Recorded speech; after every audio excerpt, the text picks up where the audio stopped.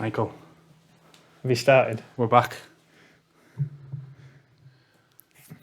We're back from an undisclosed sauna in Darlington. Thank you for the free water, our sponsors. Much appreciated. Ice cold, a bit nice. Jack's done a good job. Yeah. Getting his water supply. Is it OD? I think it might be OD. Might be OD. Whoever's done it anyway, done a grand job. Yeah. Just the two of us tonight. Poor Neil's got COVID. And the room's that small. There's no there's no social distancing in here. No, there's no social, and there's no ventilation. There's definitely no ventilation in this room. The windows have got iron bars on them, and that is not a joke. So we did a risk assessment and we decided against it. And then Leon, who was our tech guy, who helped us get set up and with YouTube, Spotify, and OBS, which is the recording software and all the gadgets here, there, and everywhere. Could no longer commit the time to do the podcast, so big shout out to Leon. Thank you, Leon. We wouldn't have been able to get started without you because it took us about an hour to get set up tonight. It's like the blind leading the blind. We don't know if it's even recording. The camera's about 65-degree angle, something like that. Kind of. I blame the flooring. But we're here. I'm getting excited now. So I think this is our fourth podcast after tech issues and whatever else. And I don't know about you guys, but I'm starting to get excited. My draft's upcoming in the next few weeks. Unless you're a real geek like him, you probably wouldn't have got excited up until this point. So obviously contact training started, some of the pre-season games have started, and that's when I start getting a bit more. Well, Hard Knocks has started, so football's real now, yeah? Hard Knocks has started, yeah. So hopefully you get a bit better content from me, because I'll might know what's going on a little bit more. Might learn some players now. Yeah. Rather than just looking at sheets and college games and whatever else. So first things first, we're going to go over some of the training camps, what's coming out of the beat reporters, I guess. Some of the pre-season games, what's been taken out of that. Then touch on Hard Knocks. General chit-chat, yeah. Yeah. So how are you doing? Grant, yourself? Yeah, the wife's away with the kids. Well, I've got to go away with my wife next week, so yeah, and the kids. Yeah. So, yeah. Well, soon back to Brazil though. Yeah. Well, I'm home alone, so since yesterday I've had. If you want to know my diet since yesterday. No. I've had. What are you going to tell it? I've had a curry. I've had a pie, which the mother-in-law made. Very nice. A bit salty. Yeah. Yeah. What, the mother-in-law or the pie? She's took on the feedback though, so yeah. And then chicken wings. So it's chicken wings in the air fryer. If anyone's got an air fryer, get an air fryer. Sounds like a stable diet. Yeah, fantastic air fryers. Yeah. Yeah, it's me and the dogs. So the dogs are still alive. Well, so, let's see when I get back. Yeah. Yeah, other than that, I watched the Falcons Lions yesterday. For a pre-season game, it was quite entertaining, eh? Yeah. The total quality of play wasn't the best, but it made for a decent watch. Yeah, so I've got Game Pass now. I'll cancel my Sky. Yeah. And because I got the Virgin box in, so it was cheaper. It's cost of living and all that. So I've got Game Pass, and the good thing about Game Pass is they have all the games 5-minute highlights, extended highlights, and then the 40-minute. Yeah, which the 40 minutes great for in-season stuff. Yeah, it's going to be really handy for the podcast. I think. Yeah. The only issue I had was it cuts off before it says players' names. Yeah, and then if you're not good with third stringers from the Lions. So I was watching it going right. What's his name? And it cut off. It was probably Tom Kennedy. maybe. Yeah, 'cause he caught everything. Right. For the Lions, he had a really good game for the Lions. Went over 100 yards, I think. Yeah. So yeah, but he did well. He played last year as well. I remember him playing last year for the Lions late on in the season. He obviously didn't really do a great deal, but I remember him popping up every now and again, having the odd catch and that. Yeah. So he seems to be a young, improving player. Some good players in front of him. So. Maybe one to watch for the waiver wire later on. It'd be the same as last year. The season. It will be the same as last year for him to be relevant, where they would have to have a load of injuries at wide out. Yeah, for him to get on the pitch. But fair play to the lad. He got an opportunity. He did well. Good. Right. So what's the main takes from the? Are we going to start with the training camps first? Yeah, just general. We'll just go through. So we've got a list of notes, and we'll just go through there. So okay, let's make a start. The Baltimore Ravens was the first one that caught my eye with J.K. Dobbins. He's come off the PUP list after his ACL injury last year, and he started back in light training last week, and then they held him out of practice over the weekend because of soreness and tiredness in his legs, and he's back at light practice again this week, but obviously he's got some way to go to be ready for week. Yeah, I still think he says week 1 is in play. Yeah, I still think week 1 is probably he's probably got a chance, but it's probably 50-50. And the Ravens don't need him week 1. The Ravens need him week 17 and onwards. So they might choose to make the smart decision and just either ease him in to start the season, or they could put him back on the PUP, which he'd missed the first 4 games. I don't think they'd do that. I think that it's more likely they'll just ease him in or make him an inactive scratch for the first couple of games. What's his ADP at the minute? He's going around about 60th overall, somewhere between 50 and 60. So what round's that? So you're looking in round 4, round 5, right, around that range. He had been going later when he was on the PUP. Yeah. But especially for best ball, he's definitely still in play then, because best ball you're not particularly bothered about the first half of the season. You want your team to be coming on strong at the back end of the season, because that's where all the money is. Yeah. So it's into the 4th round there. What other running backs are around that? Running backs that you generally don't want to be taken. Yeah. Josh Jacobs, David Montgomery. So guess what I'm asking is, who would you take over the likes of J.K. Dobbins at that price? I would. I in that range, I'd be looking maybe an elite quarterback or wide receiver. Sometimes Kittle, Waller fall to that range. Right. As other running backs go, I'd take Dobbins. I've taken Dobbins. No problem taking even in Dobbins. redraft. Yeah, it depends how you structure your team. Yeah. But I've taken him in best balls as my first running back. Yeah. Knowing that I'm probably not going to get anything out of him.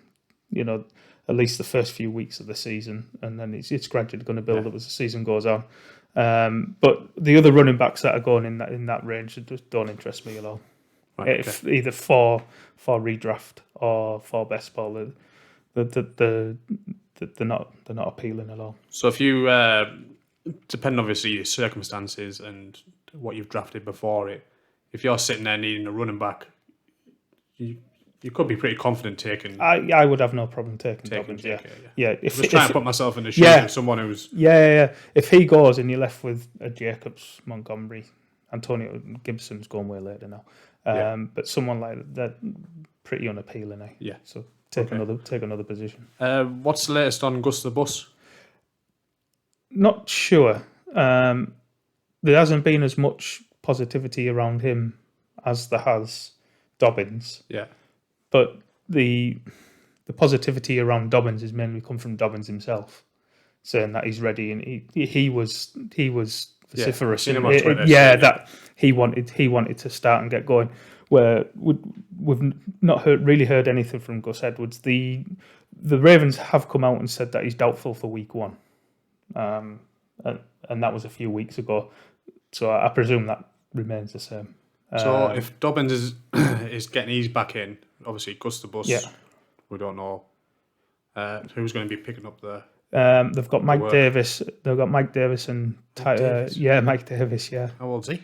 old. I mean, but like he was what we just spoke about. The running backs going around where Dobbins is going this year. Mike Davis was going in that same range last year, and he was another one where I just zero interest at all because he's not a very good player on not a very good team. He was at the Falcons last year. Yeah. And people were saying, well, he's just going to get all the work because they've got nobody else. And then obviously, first week of the season, Cordero Patterson pops up and he doesn't take over the backfield, but he takes all the Fantasy relevance. all the high price touches. Yeah.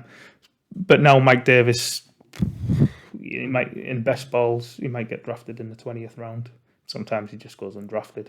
Right. But yeah, it's going to be him and the 5th round rookie Tyler Beatty, who is a good player. He's a good player. He led the SEC last year in college in rushing yardage, but he's quite small, so the NFL might view him as more of a Duke Johnson kind of running back, a bit of a third down scat back pass catcher. But in college, he was very good. Okay. While on about the Ravens, Bateman. Yeah. I seen something on Twitter. What's that? What? Injury? No. Potential injury? No. Right. Okay. Not that I'm aware of. Sure, you tweeted it. Did I? No. You said something about an injury. No. I started panicking. Today. Yeah. No, this was it. No, it was. Who is it? There's someone. Ken Walker from the Seahawks has got a sports hernia injury. Right. And the Seahawks and Pete Carroll, who's always optimistic about his players' injuries. Right. He said, "Oh, he's got a sports hernia injury. It's nothing to worry about. He'll be grand." But this is what the injury that Bateman had last year as a rookie. Yeah, this is the injury that Bateman had last year as a rookie. I read it as he No. It again. No. Right. Okay. No. So I've got him in my. No. This was the injury. Right. This was the injury that Bateman had last year, and it basically crippled his rookie season. Yeah. And this is what Ken Walker's got. Don't know the seriousness of it, but Gotcha. A sports hernia injury is never ideal. Okay. Yeah. Right. Okay. That's a few. Anything else on the Ravens? Nothing. No. Who did they play pre-season? Did you just drop your cup there? I did, but I caught it. Watch that mic. I can't edit it, Huh? I don't know, but it's irrelevant. Bad job of it. I don't know, but it's irrelevant. Like the scores of the games. Yeah. Is irrelevant. Yeah. All we're looking for is unless you're a 49ers fan and you're a quarterback. Yeah. Well, pass. The Ravens have won more games consecutively than anyone. Yeah, but no, pre-season games, the scores are irrelevant. All we're looking for is usage and which players are playing with the first team, which players are playing with the second team, et cetera, et cetera. So moving on to actually, we've got the Bills and someone who didn't play, which can be an indication, a positive indication for some players, and that was Isaiah McKenzie, who he's battling with Jamison Crowder for the Cole Beasley role from last year with the Bills. And Isaiah McKenzie, he didn't play at all in the game. Jamison Crowder, he started, was responsible for an interception as well. Was it come off his hand? Yeah, he didn't get his hands up quick enough, basically. Right. And Crowder's been injured, as per Crowder, so he's been further behind McKenzie in this training camp battle, and has played occasionally, or has repped occasionally with the first team in practice, but mainly it's just been McKenzie. So it would appear to be it's McKenzie's role to lose, basically. And I mean, Cole Beasley he had fantasy relevant games last year and the year previously, and the Mackenzie in week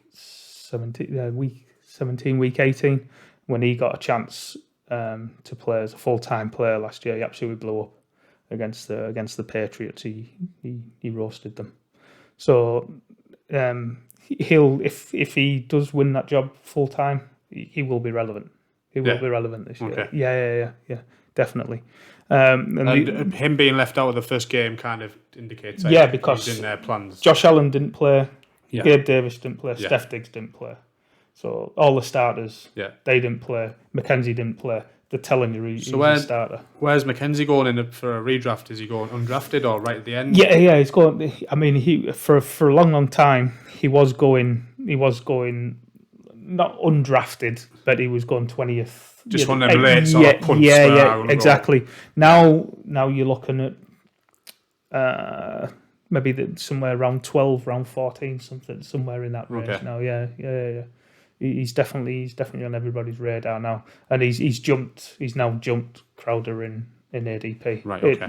Earlier on in the off season, it was the other way around, but he's jumped him. So if Gabe or obviously Diggs, any sort of knock, he's going to be. Yes, potentially, but they don't play the same position.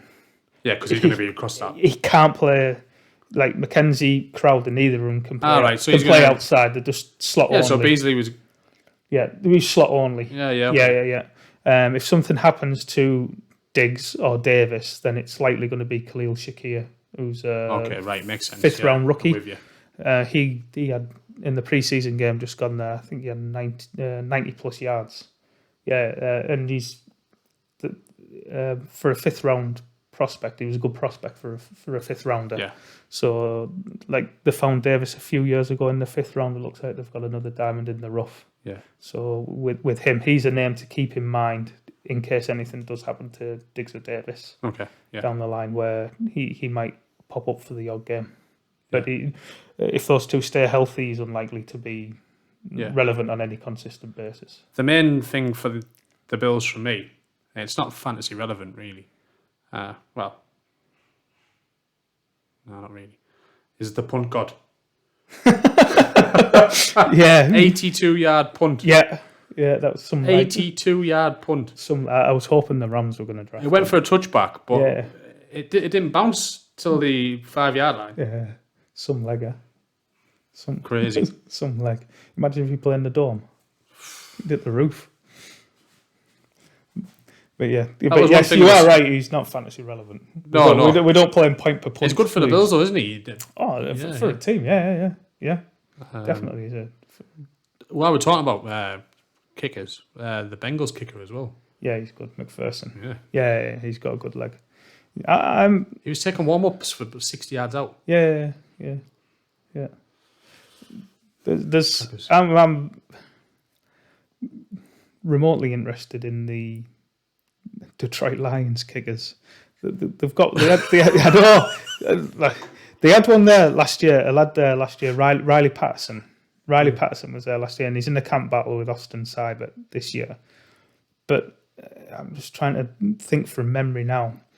See that he played 9 games and 7 of them he had double-digit fantasy points, or he played 8 games and there were 6 of them, something like that. But the majority of the games that he played in the second half of the season for them, he scored double-digit fantasy points. Right? Yeah. And I mean, the Lions, they weren't great last year, but they were competitive, and they got better as the season went on. Yeah. And they're going to be good. They're going to be better again this year. Yeah. So you don't want a kicker on a bad team. Yeah. You just want more opportunities. Plays indoors, plays in the dome.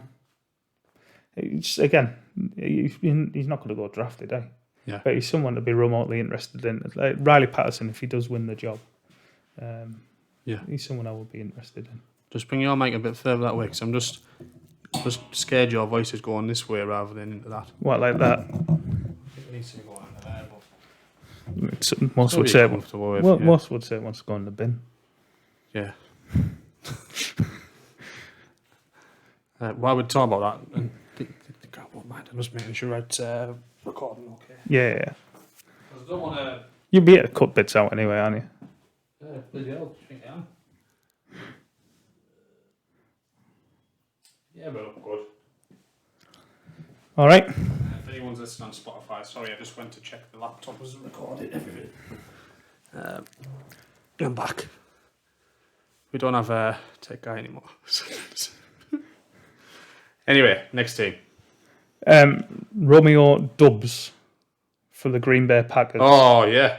Yeah, okay. This lad looks legit. So far in training camp, the only player that's been able to shut him down is Jair Alexander, who's probably the best cornerback, or one of the best cornerbacks in the league. Yeah. So and he's the only, he's roasted Eric Stokes, who's a pretty decent cornerback on the other side from Alexander. He's beat him plenty of times.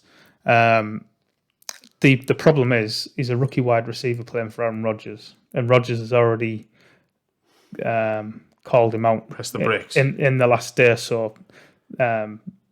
Basically, pointing out his shitness, where he needs to improve. He's a rookie, so obviously he has to improve. Yeah.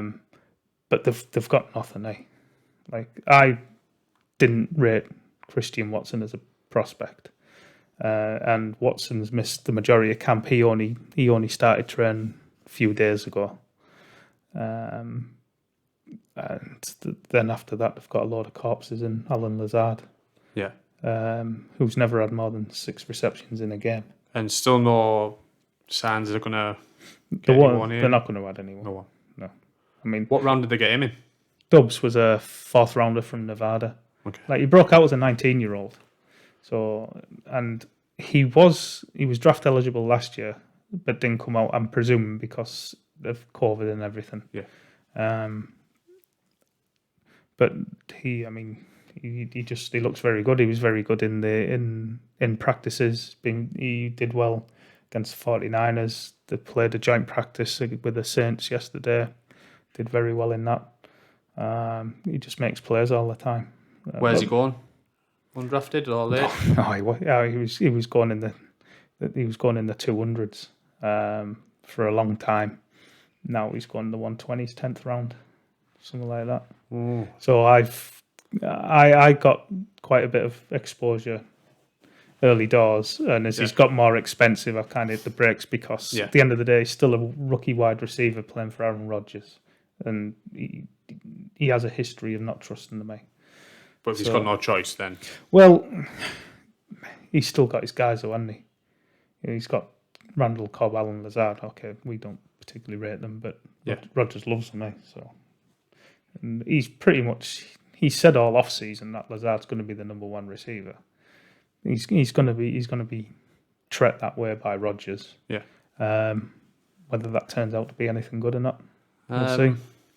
What rounds? Are going then. Oh, Rodgers. He's generally going around about 100th overall, so 9th, 10th round, around that range, somewhere there. I don't mind taking him in best ball as a second quarterback. Yeah. Yeah, or my first quarterback if I'm going to end up taking 3. But he'll probably finish as a back end quarterback 1. He's lost Adams. Yeah. So and even with Adams, he's never finished as the quarterback 1 overall. Like you need to run. He doesn't run, and they play slow. He's good. He's very efficient. I mean, one of the best quarterbacks in the league, isn't he? Yeah. So, but no, he's. If you're in a redraft and you might have made some. Well, you prioritise running back or a wide receiver, and then you find yourself in a pickle with a quarterback because you've left it late, and the one you've had has been taken because some people take 2 quarterbacks in your redrafts, even though you can only play 1. And is it a strategy you could think, I can get Aaron Rodgers late on? He's going to play every week, obviously. Yeah. He's obviously very good. Yeah. is he going to score you 17, 18 points a week? Yeah. You'll have the odd spike week as well. Yeah. But I think you probably want to be looking at someone who can get you 20 plus a week, don't you? On a regular basis. Yeah. I'm just saying, if you get yourself in a pickle. Yeah, but he's ideal. If you can, you take him with someone. You could take him as your first QB because he's safe, and then take a flyer on a Justin Fields, Trevor Lawrence, Daniel Jones, someone like that. Someone who's got legs. Yeah. Who maybe has a potential to be better for whatever better circumstances around him. Fields less so, but obviously he's got legs. Yeah. And then if those guys hit, then you can ditch Rodgers, or if they don't hit, you get rid of them and you just the steady. Yeah. Just like safe and upside, isn't it? Yeah. He's safe and take one. Maybe look for a bit of upside. If it doesn't work out, then work out. Yeah. Next, Texans. Yeah. Damian Pierce. I can't remember the last Texans player I had, especially in a redraft. Yeah. Brandon Cooks is solid. DJ, maybe. Yeah. At some point, as a Texan. I've had him in. Yeah. You almost threw up there when you said that, didn't you? Oh, Cooks. Cook's grand. I mean, obviously, Will Fuller. Yeah. His 10-game stretch the other year was superb. But no, Damian Pierce, running back out of Florida. Grossly misused at Florida, but he's not the only one to have been badly used in college. So his college stats don't look anything special, mainly because he wasn't used a great deal. But when in his final year, especially when he got on the field, he just always seemed to fall in the end zone with scoring touchdowns for fun. But with the Texans, he came in. He didn't play with the starters in preseason. He came in with a second team, and he averaged 9.8 yards a carry, which I think is good. Even playing with the second teams, and they saw enough of him and pulled him from the pitch. So he didn't play a great deal. He came in, did really well, and thought, right, yeah, we've seen enough of you.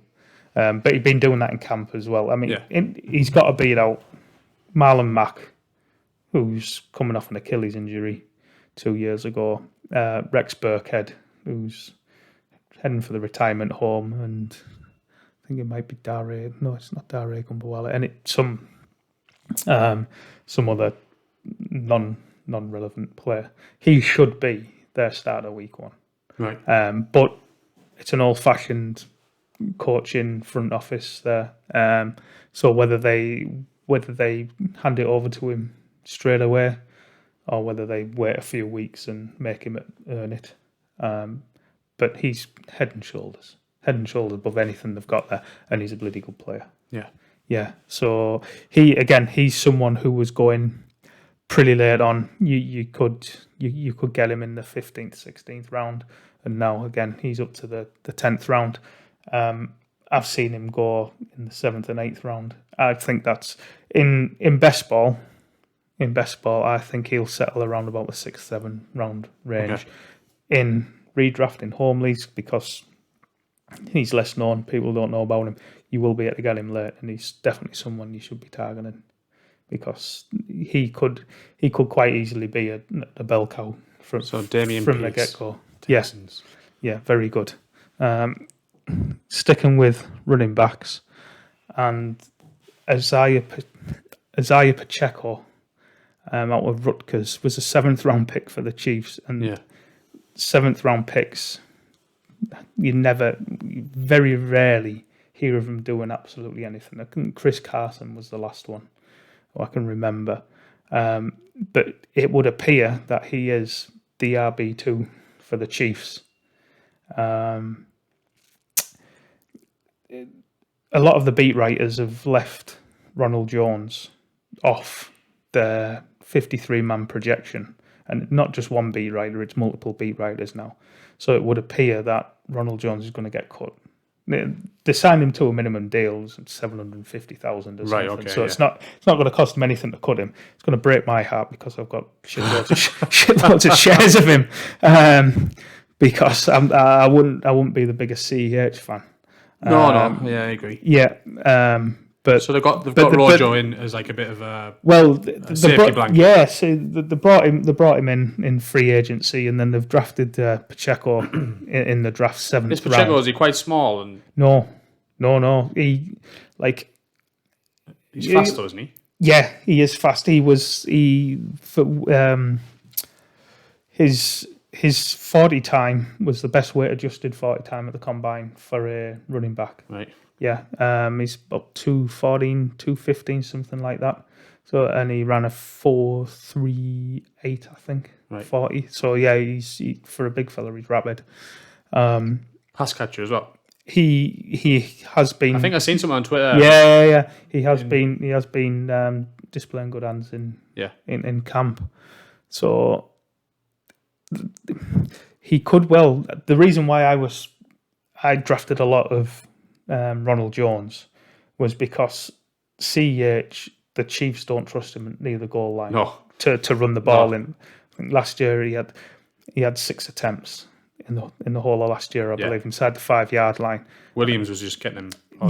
Williams had 22, I think, off the top of my head. Yeah. So that's why I was drafting Ronald Jones, thinking, okay, he's going to be 0 in the passing game because he's got stone hands. But they get down towards the goal line. They don't trust CEH. Rojo's big back. He's proven he can get the ball in the end zone. Yeah. He's going to pick up a few cheap touchdown points for me. And he was going dead late, so that was grand. But it would appear I've got the theory right, but the player wrong. Yeah. And it looks like if everything's playing out as it is playing out in camp now, it looks like it's going to be Pacheco, and he's got the build to be that goal line back. So it'll be interesting to see what happens, because like his college production was garbage. Like, he played for Rutgers and he got benched at one point. Right, okay. Yeah, but people who know more about college football than I ever will have pointed out that Rutgers are one of the worst teams in college football. And in that case, a running back is not going to be very good in that situation, regardless of how good they are. Well, no, it's just not conducive for good football. Right. I mean, I don't think they could throw. I think the QB rushed us just as much as they didn't have a QB that could throw. Was the point? Oh, yeah. And it was just. Most bad teams, by all accounts, most bad teams are that far behind on the score. They have to throw it, don't they? Yeah. Well, this was the kind of You're pretty stumped if your QB can't throw it. Yeah. I think it was more of a case where they were just constantly just running like a wild card or there's something like this. So, but yeah, people that know more about college than I ever will, I've seen them bring up the it wouldn't be surprised if they also get a nod from the likes of an NFL team and say, sit this lad out, protect him. And never know, do you? No, you don't. We'll just. It's going to be interesting to see. Where's Williams gone then? Williams has gone to Arizona. He's gone to Arizona. Okay. Because they lost Chase Edmonds, and it would appear they're going to replace the Edmonds role with a committee of Darrell Williams, Eno Benjamin, Keontae Ingram, who they drafted in 4th or 5th round, something like that. It looks like they're all kind of going to share that role that Edmonds played, and Connor's going to play some of that role as well. So they probably don't want. They know they can't give Connor all the role because he's got a history of injuries. Yeah, and they've just paid him a load of money, so they probably want to protect their investment as well to a certain extent. So. It's not fantasy relevant really, but someone must have a role for Rojo. Well, I'm the Rams. Akers and Henderson both injured again. They've both got soft tissue injuries of some description. The team don't seem to think it's serious, but we know they don't fully trust Henderson. Last year we brought in Sony Michel, who will be a similar player to Ronald Jones. So if Ronald Jones was to get cut, it wouldn't be the greatest shock in the world to me if the Rams brought him in. Yeah. And then I'd have to buy another shirt with Jones on the back. I'd have two then. I love Ronald Jones. NFL teams don't like Ronald Jones, but I love Ronald Jones. It's one of them ones where you won't have him out. I think I had him in Dynasty once, I think. Never in a redraft, I don't think. And all of a sudden he'll pop up and have two brilliant weeks or something like that, and you think, oh, he's going to cement his place now. And then the next he'll have a duck egg. Yeah. And then kind of like they'll just shun him. I think he's a big confidence player, right? And his confidence really ebbs and flows, eh? Right. So, but yeah, strange. Anyone who can have a 98 touchdown run is, it's a good player. Yeah. Yeah. Speaking of, well, not good players. Josh Jacobs, the Raiders made the curious decision of playing him. Well, they played all the backs in the Hall of Fame game, which is almost never done. But the interesting thing that came out the week after when they played the first preseason game was they didn't play Amir Abdullah and they didn't play Jacobs. So it would appear that Abdullah and not Kenyon Drake is going to be at the moment, is the front runner for the third down back role. It won't be Jacobs. Josh McDaniels come over from the Patriots. They're going to use the same running back rotation, what the Patriots did.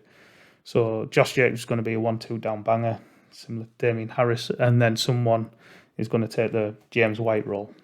That was the James White role, and at the minute it looks like it's going to be Amir Abdullah, and he's had a very good camp according to beat writers, and Drake was injured at the start of camp, so would appear to be behind, and him playing in the Hall of Fame game with the rest of them, and then him playing in the first preseason game suggests that he is behind Abdullah, but he always gets drafted first between the two of them.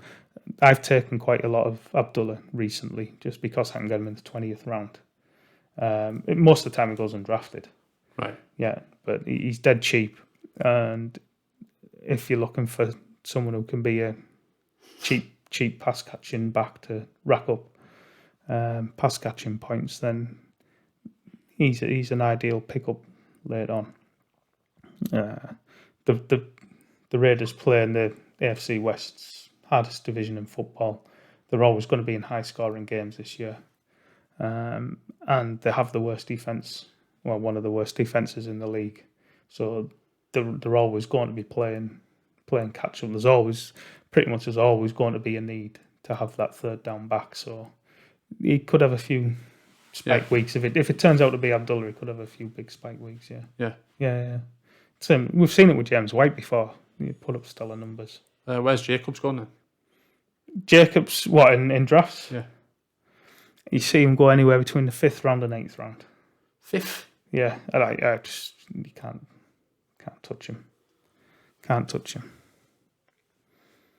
So I'm not sure I've got any exposure to him this year. I remember a couple of years ago. When was he going? Did he? Oh, he was going in second round. Yeah, second round at some points. Yeah. So speaking of Patriots, James White retired with his hip injury, and it looks like it's going to be Ramondre Stevenson and to a lesser extent Ty Montgomery. Yeah, exactly. I struggle to take that part seriously as well. But the beat writers and his usage in camp, it seems to be pretty consistent. He's going to play some kind of role. I don't know. Belichick talked up Stevenson's pass game improvements this year, and Belichick never really talks his players up. But he mentioned a couple of days ago that Stevenson's improved his route runner, his hands, and more importantly, in pass protection, because that's what got him benched last year, missing a blitz pickup. He he got benched and then was a healthy and active for 2 weeks because he missed a blitz pickup. Yeah. But according to Belichick, he's improved that this year. So I don't know with this Montgomery chatter if it's just going to be early in the season why Stevenson continues to get his feet wet, grows into the role, and as the season goes on, Montgomery gets phased out of the offense, and then it's all Stevenson. But regardless, Stevenson's going to have he's going to play a part in the passing game, and he's going to have a bigger role in the running game. So is there only the two of them? No, because you got in that passing game role, it would appear, because Damien Harris is still there. Okay, but Harris he's a zero pretty much in the passing game anyway. Or he has been to this point in his career. But yeah, then there's been quite a few beat writers who have said that it wouldn't be the greatest shock if Stevenson took over that backfield as a whole from mid-season onwards. that's what we want. Yeah.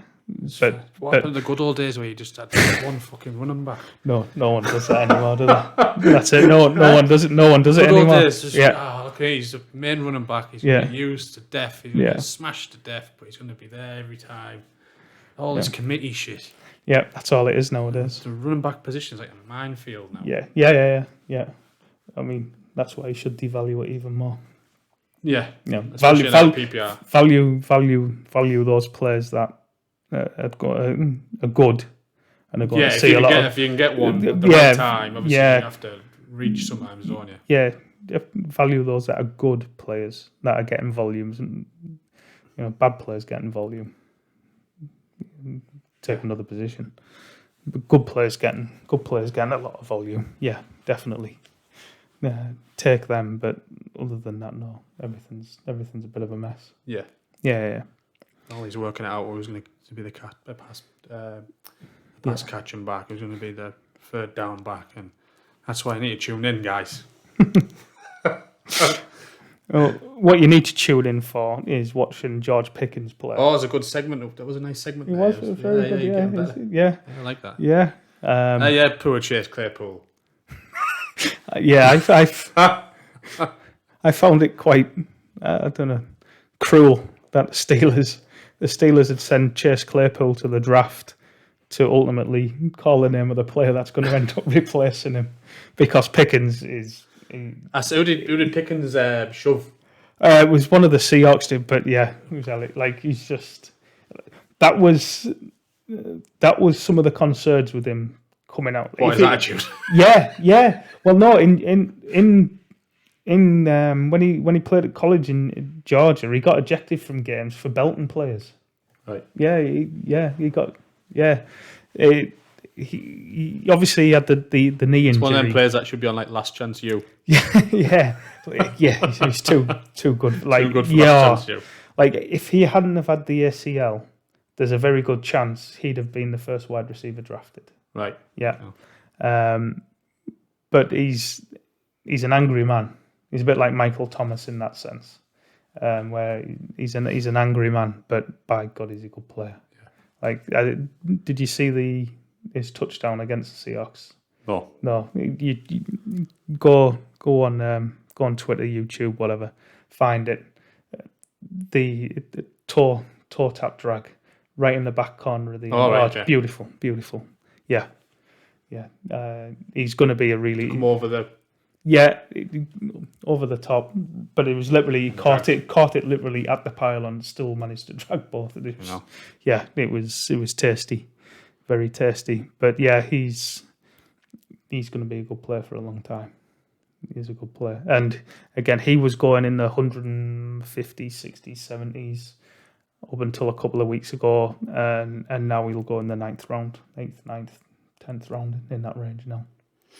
Okay. Yeah, he shot right up, and rightly so. What's the QB situation looking at the Steelers? Don't know. By all accounts, they're all shit. Not even the brand news. Yeah, like I mean, he's only picking. Well, I don't know, because the whole appeal of Kenny Pickett was that he was the most pro-ready quarterback in the class. Oh, okay. Because he played 5 years in college, yeah, and he was shit for 4 of them, and then he got a good receiver in his 5th year, and then he was good. Right. So And then cashed him going to the draft. yeah, and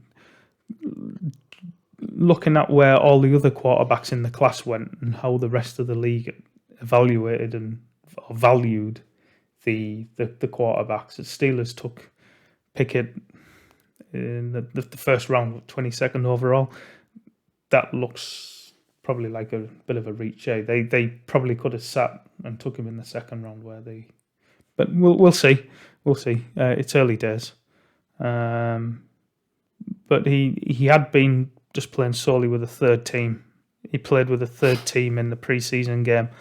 He played really well, actually, to be fair to the lad. But he was playing against 3rd stringers, so you would hope he can. But then he has started getting reps this week with the 1st team, so we'll see how it develops. But I mean, if he can't beat out Mason Rudolph for the backup role, then it definitely was a reach in the 1st round. Yeah. But they'll give him every chance to win the job. Yeah. Give him every chance to win the job.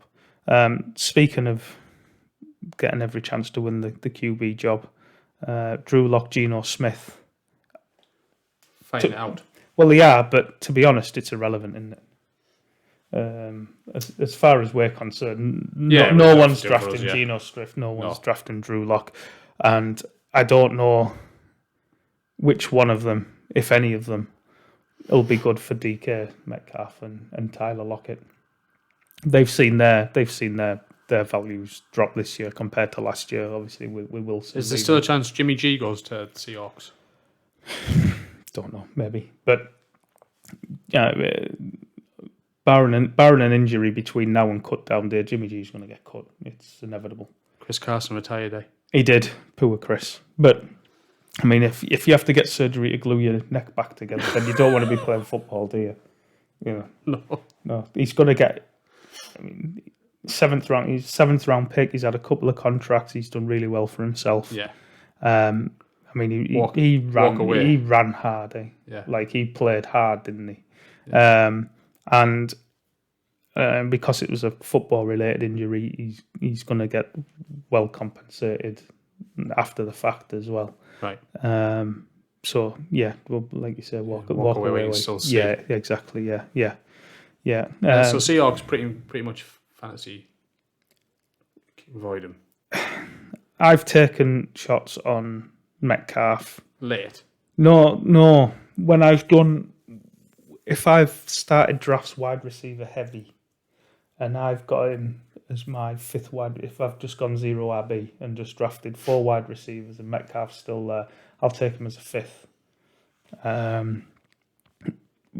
Purely because I'm not relying on him every week. I'm only after spike weeks off him, and we've seen him. He can pull up big spike weeks. Yeah. So monster, isn't he? Redraft, different story. I would be buyer beware. Redraft. So I'd say in your redrafts, especially if you've got players that don't play all the time or aren't that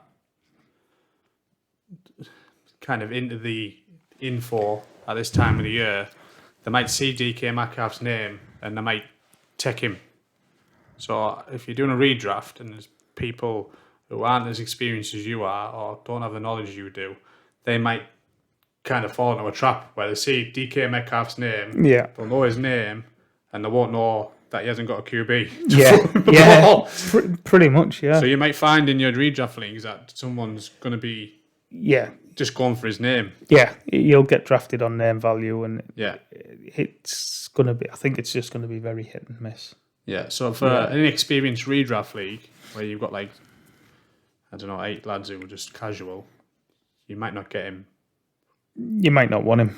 No, he's not going to fall late enough for you to. No, to warrant. No. Because someone's going to go, oh, God, DK Metcalf, I'm going to go for him. Yeah. And then, so you never fall to that. No. Whereas in experienced things where people might know a bit more info, you might fall. Yeah, like you say, I've taken him in the 6th round of drafts, something like that, and I can't see him falling to the 6th round in a standard redraft home league, like you say, with casual players because of that name value. Yeah. I think people will recognise his name and take him because he's a very good player. Yeah. But he's now just in a muddling situation. Team. Yeah. Speaking of shit teams, and the Tennessee Titans. It's almost like we spent that on. Yeah. The Titans, who somehow managed to fraudulently get their way to the first overall seed in the AFC last year. They've replaced or attempted to replace AJ Brown with Treylon Burks. Right, okay. So I like Burks as a prospect, but it would appear the Titans don't. He's had issues with asthma conditioning in camp, and then in the first preseason game he played into the fourth quarter, which is almost unheard of for a first round pick to be playing into the fourth quarter of a preseason game. The first preseason game? Yeah. Or any preseason. Yeah. Normally, sometimes at the fourth preseason game, they might have a bit more. They might have a bit more, but not playing into the fourth quarter. And I don't think I'm not sure if he received a target. He didn't have a reception, and all he got was an end around jet sweep that he took 4 yards.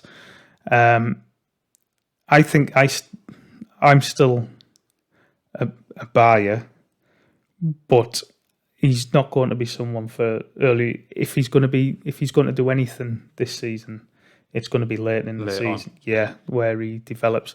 The good thing is, the rest of the wide receiver group is that shit. They're going to have to play. I'm going to have to give him chances. Yeah, but it's. I think it's going to be tough sledding for a lot of the season. Yeah. At some point, I'm hoping, Titans are definitely hoping that the penny's going to click. The penny's going to drop rather, and it'll be wheels up. But as of now, it's not looking great. Who's the main man at the Titans now then, in terms of the wide receiver core? Robert Woods. Yeah, Bobby Woods is gone. Yeah, but he's not a number one wide receiver though, is he? No. He's not an alpha. He's a very good. He's a very good 1A, like 1A 1B. Like he was with Cup before Cup blew up, obviously. But he was also in a Sean McVay scheme that just enhances, gets the best out of its players. I'm not sure the Titans scheme does. He's coming off an ACL. Yeah. They're going to be bad. That passing game is going to be rough because the other starting wide receivers, Nick Westbrook-Akina, who you've never heard of. No. Yeah. and he's a starting wide receiver. Yeah. Oh, he's been in the league 3 years. Yeah. But he's their starting wide receiver opposite Robert Woods. Right, okay. Yeah. It's going to be rough. Where's the king going? King Henry? Still too high. He's got in the he's gone in the top 10. I think we've been great player. But like last year, he was leading when he got injured. Yeah, he was the number one overall running back, but it was on pure volume. Yeah, like he was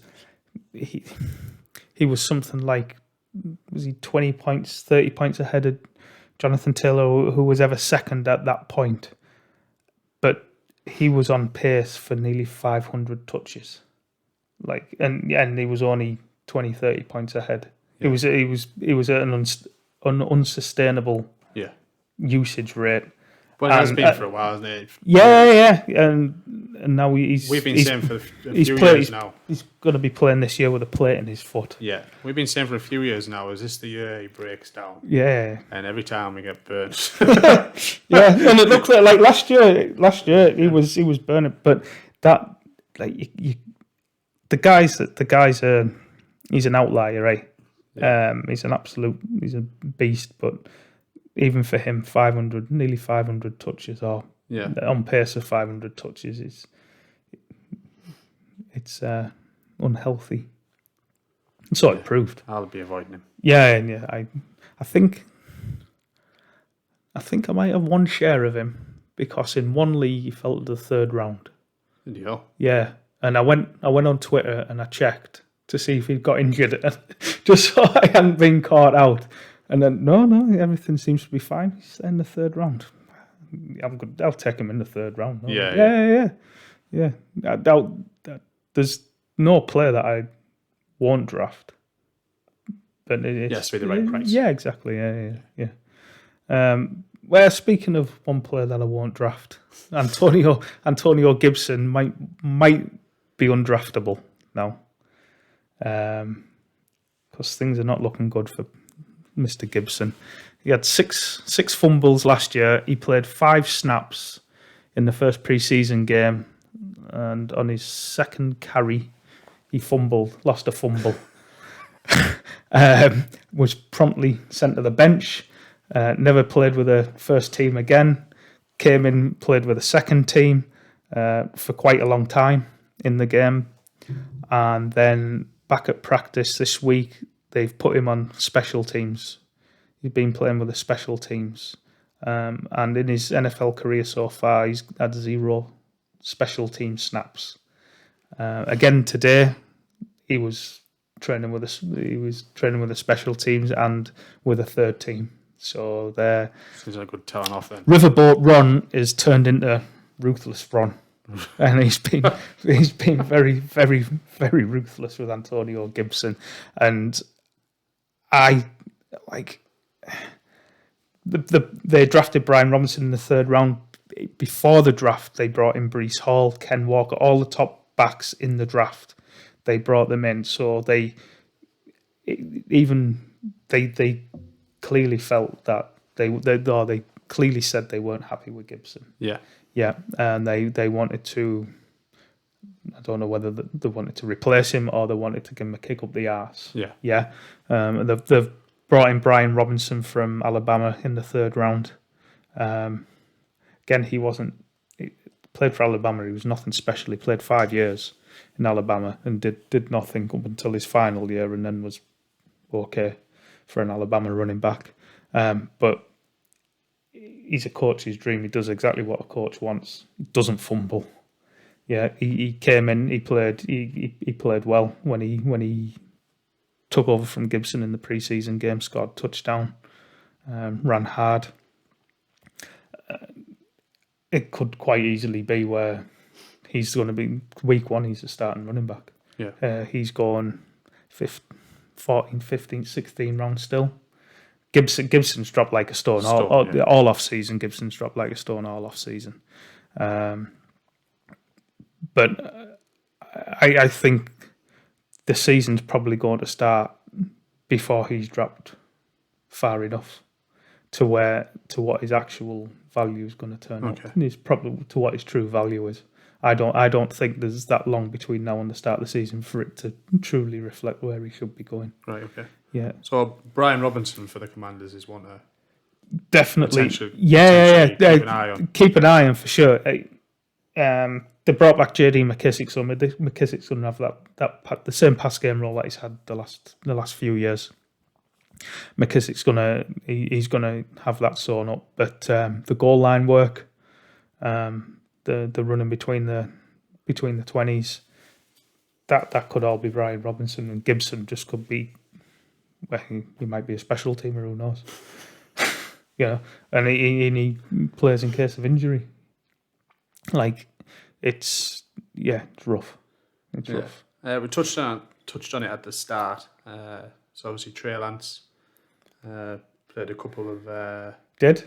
He had a field goal drive and a touchdown drive. 2 drives, wasn't it? Yeah. It was that speedy wide receiver, Danny Gray. They took him in the third round of the draft. Did you see? You might not have seen it because you were at football, weren't you? But he did the same today in training. Did he? Yeah. Yeah. Same player. Yeah. Absolute. Danny Gray's a lightning speedball. Yeah, he's rapid. Yeah. Lightning. He's rapid. No, he's a good fit for Lance. Lance has got a big arm. Yeah. Well, all right, I know he might have accuracy issues, but he's got a big arm. Yeah. I mean, they couldn't have put that Danny Gray with Jimmy Garoppolo. I think today was only might have been 7v7. Yeah. So obviously no pressure on him. No. But, that's for me. I think I said it in the group. I want to see him against a proper team that want to smash him. So do I. And then see how he copes with it. So do I. But for the opposite reason. Then. For the opposite reasons that you do. Until then, I'm not buying into hype. No. That's fair. That's fair. It's like seeing a horse against dog shit at Catterick. Yeah. And then it going to York or Ascot. You saying CMC's got no chance? Yeah? You say, I'm wasting my time tomorrow going down to York. Yeah, okay, fair enough. Okay. Well, I think that just about wraps up our pre-season. Yeah, meander. Yeah, had a nice little chat there, didn't we? Yeah, I think we've got some place to look out for, isn't there? Yeah. I think it's going to obviously change over the next few weeks. Yeah, that's it. So we've starting Thursday, we've got the next round of pre-season games. Yeah. And there'll be loads more data points and usage notes to take out of them, and then things will change and switch I up. think it's important for any. So if you're in a casual redraft league and you're kind of being more serious than just casual, this is the key time where you could make a difference. For your team personally. Yeah, because no one in your redraft league will be watching podcasts until the week before the draft. Day of the draft. Sometimes the day of your draft. Then I'll have a few pints and I'll go out the window. Yeah. Whereas you've had a few more weeks. You've probably got a bit more of a short list. You've got some punts at the end that you could take. So I think this is the time to be. Someone like Damien Pierce that we spoke about there. Yeah. None of the lads in our league are going to have heard of Damien Pierce. No. Yeah.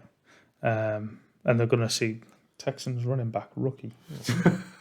Yeah. And they might be right, but he's gone in, best balls. He's going to go in 6th, 7th round by the start of the season. Home leagues, casual leagues. You could get him at a point where it's a good deal. There'd be somewhere he'd go undrafted still. Yeah, definitely. So I know AJ's draft is the bank holiday weekend, so that's a week today, I think. Okay. So I know you're away next week, but we'll try and get a list together or something else just of this week's training. Yeah. And get that fired on to YouTube or whatever. Yeah. Me and Neil do it or whatever. We'll get something put together. Yeah. No bother at all. So I think that's us done for that. Yeah. We'll post this. We'll also be posting separately. So we're now going to, if you watch our other video or listen to us on Spotify or whatever, we'll be in the same clothes again. But we're going to do basically going to start everything, get a draft board up, and then do a draft. On DraftKings, yeah. Yeah. See if we can win $1 million. $1 million. $1 million. If you get $1 million, can we get a proper room with aircon? Yes. Yeah. I'll get my garage plastered. Yeah. We're doing it in my garage. It'll be nice and cool. Comfort, yeah. Get Neil a Coke machine. And Yeah, definitely. I've got a fridge freezer, and I'll just fill the fridge with cherry. Joe Rogan's got a cigar humidor now in his podcast area, and ice baths, and so that'd be appreciated. Yeah. Well, maybe we don't need a sauna. We've got this no, definitely don't need a sauna, and you don't want to see me in an ice bath. So we'll skip that. Right, thanks a lot for watching. Spot on. Thank you. Hopefully this is recorded. Hopefully I can edit it properly, and hopefully the outro music starts now.